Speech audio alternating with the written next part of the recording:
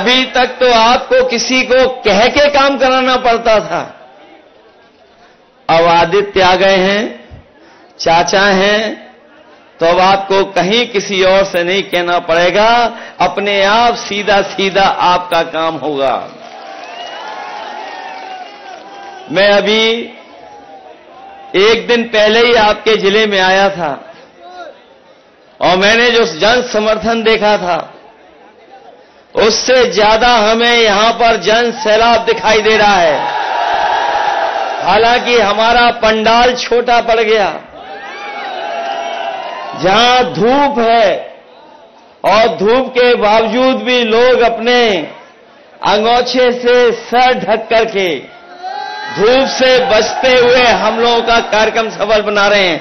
न केवल बाईं तरफ और मैं दूर दाईं तरफ भी देख रहा हूं, और जो पेड़ है हमारा उसके नीचे तो इतने लोग हैं, छाए के अंदर हम लोगों की बातें सुन रहे हैं। ये 7 तारीख का चुनाव और जो वोट पड़ने जा रहा है तीसरे चरण का, ये भारतीय जनता पार्टी को 7 समुंदर दूर फेंक देगा। ये चरण उनका सफाया करने जा रहा है। पहले दूसरे चरण की हवा तो आपको पता लग गई होगी। पहले दूसरे चरण में जो जनता ने भारतीय जनता पार्टी को पलटा है, रहा बचा तीसरे चरण वाले लोग इन लोगों का सफाया करने जा रहे हैं। और सफाया इसलिए होने जा रहा है, इन्होंने कोई वर्ग नहीं छोड़ा जिससे इन्होंने नकली बातें न की हों। पिछले 10 साल का अगर इनका हिसाब किताब देखें तो इनकी हर बात झूठी निकली और इनके झूठे वादे निकले। यही लोग कह रहे थे कि हम किसानों की आय दोगुनी कर देंगे। आज किसान अपना हिसाब किताब लगाता है, लागत को देख करके चिंता करता है, और इस महंगाई में जो उसका मुनाफा होना चाहिए, जो पैदावार का मूल्य होना चाहिए, वो ये सरकार दे नहीं पा रही है। और परिणाम ये है कि लागत लगाने के बाद, अपनी मेहनत पूरी करने के बाद भी हमारा किसान खुशहाल नहीं हो पा रहा है, गांव के लोग खुशहाल नहीं हो पा रहे हैं।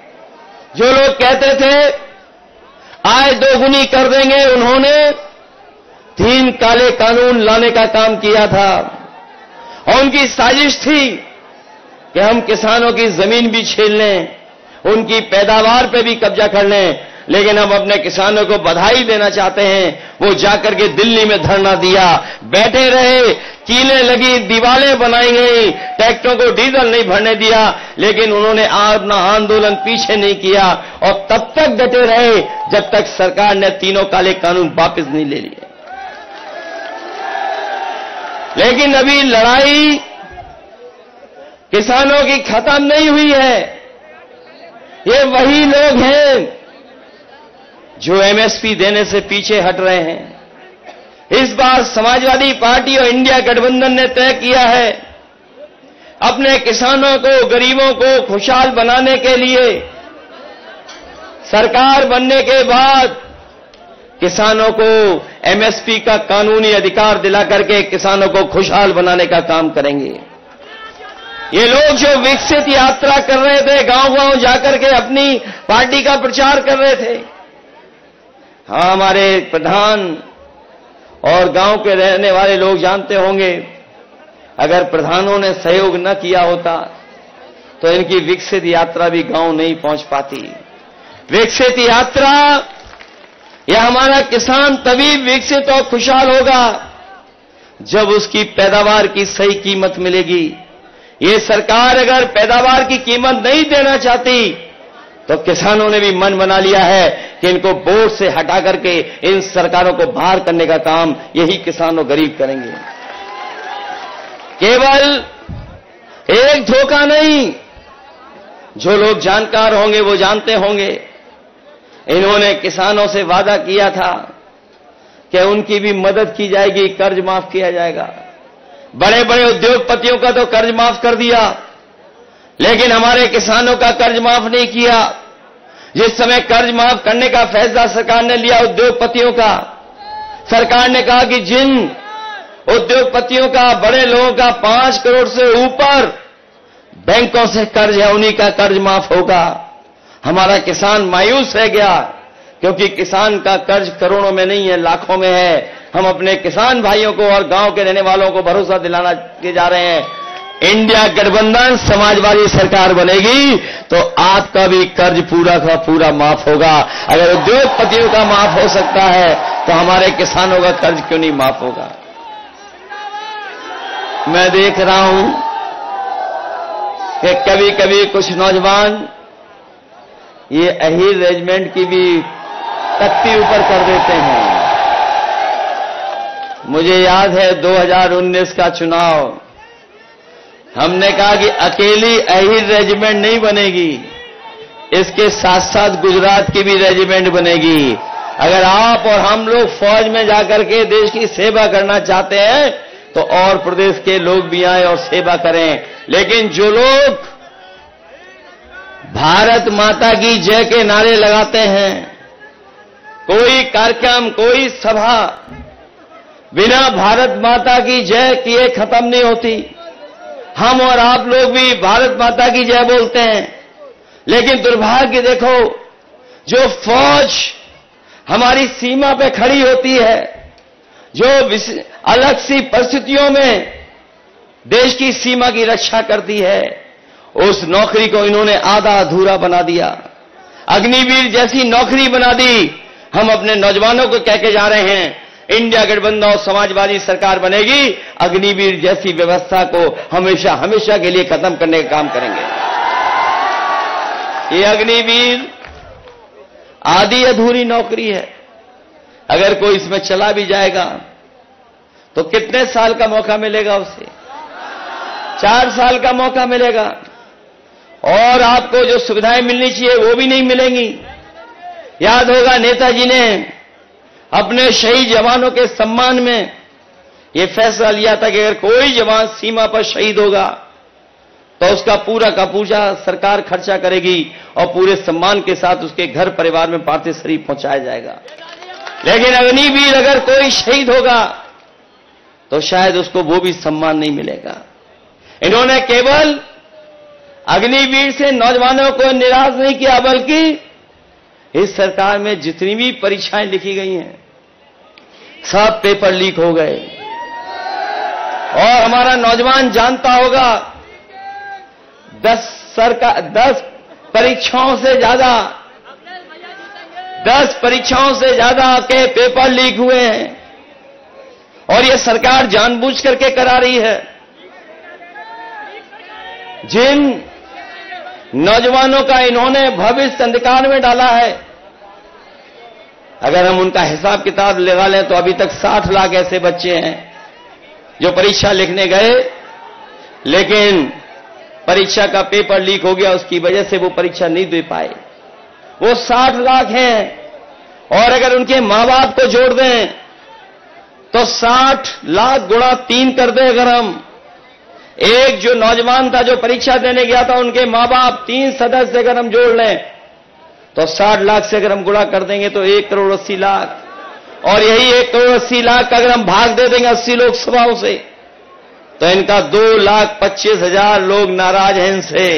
बताओ 2,25,000 से कैसे बचेंगे? ये केवल यही हिसाब किताब नहीं, बल्कि आपने देखा होगा इनकी सरकार में हर एक वर्ग के लोगों को धोखा दिया इन्होंने। ये अब जो लोग संविधान को खत्म करना चाहते थे अब उस रास्ते पर हैं कि बाबा साहब भीमराव अम्बेडकर जी का संविधान को भी ये छेड़खानी करके खत्म करना चाहते हैं। लेकिन हमने देखा है जनता को कि जो लोग संविधान खत्म करना चाहेंगे उन लोगों को सरकार से बाहर निकालने का काम जनता करने जा रही है। न केवल ये संविधान पे खतरा पैदा किया है, बल्कि याद होगा इन लोगों ने हमें और आपको कोरोना में वैक्सीन लगवा दी। बताओ वैक्सीन लगने वालों को खतरा हो गया कि नहीं हो गया? एक तरफ संविधान को खतरा और दूसरी तरफ हमारी आपकी जान को खतरा पैदा कर दिया। इन्होंने किसी को नहीं छोड़ा जिसको वैक्सीन न लगवा दी हो। बताओ, वैक्सीन की सूचना तो पढ़ ली होगी आपने कि जिन्होंने वैक्सीन लगवाई है उनको हार्ट से लेकर के और भी कुछ चीजों की चिंता करनी पड़ेगी। हम आज सरकार से कहना चाहते हैं कि अगर आपने वैक्सीन फ्री लगवाई थी तो कम से कम गरीबों का और जिन लोगों को वैक्सीन आपने लगवाई है उनकी जांच और ईसीजी भी फ्री हो जाना चाहिए। क्योंकि अगर वैक्सीन लगी है तो पता नहीं कब खतरा पैदा हो जाए। इसलिए सरकार ये जिम्मेदारी ले, अगर उन्होंने वैक्सीन की जिम्मेदारी ली थी तो इस बात की भी जिम्मेदारी ले कि गरीबों की जांच फ्री होगी। जांच फ्री कर करके ईसीजी कराए, नहीं तो पता नहीं कब किसका हार्ट अटैक आ जाए, कोई पता नहीं। इसलिए ये सरकार ऐसी है जिसने न केवल किसान नौजवानों को धोखा दिया है बल्कि वैक्सीन के नाम पर आम लोगों को धोखा देने का काम किया। और वैक्सीन जो कंपनियां थीं उनसे भी पैसा वसूल लिया। इलेक्टोरल बॉन्ड जो इन्होंने लिए, कोई नहीं बची कंपनी जिससे पैसा न ले लिया हो। चंदा लिया है और दबाव बना करके चंदा लिया है। 1000 करोड़ से लेकर के 1000 करोड़ से लेकर के कई सौ करोड़ चंदा वसूल लिया। बताओ, चंदा वसूला कि नहीं वसूला इन्होंने? और याद रखिएगा, अगर चंदा वसूला गया है जिन उद्योगपतियों से, उन्होंने मुनाफा के लिए आज महंगाई हमारे और सामने लाने का काम किया। महंगाई भी उसी के कारण है। इसलिए हम आपसे विशेष अपील करने आए हैं। ये 7 तारीख को वोट पड़ने जा रहा है। ये तीसरे चरण का चुनाव है। बदायूं से लेकर के मैनपुरी, बदायूं से भी नेताजी सांसद रहे। आपने चुनकर के भेजा। जितना लगाव उनको मैनपुरी इटावा से था उससे ज्यादा लगाव बदायूं की जनता से भी नेताजी का हमेशा बना रहा। और जब भी हम लोग सरकार में आए, बदायूं को कभी विकास में पीछे नहीं छोड़ा।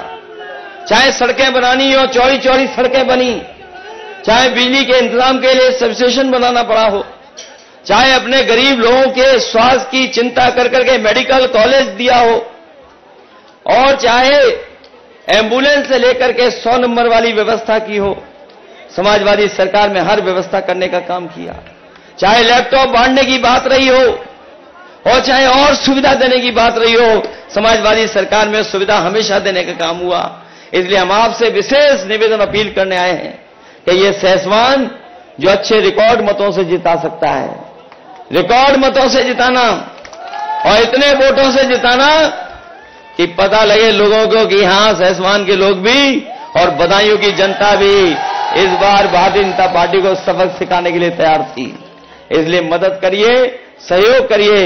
हम आपको भरोसा दिलाते हैं, जिस विश्वास के साथ आपने हमेशा सहयोग किया है इस क्षेत्र के विकास के लिए, हम समाजवादी हमेशा तैयार रहेंगे।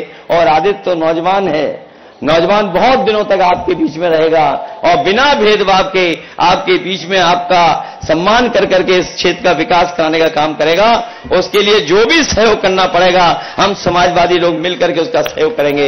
इन्हीं शब्दों के साथ हमें पूरा भरोसा है कि आप सब लोग मिलकर के अच्छे वोटों से उन्हें जिता करके भेजोगे।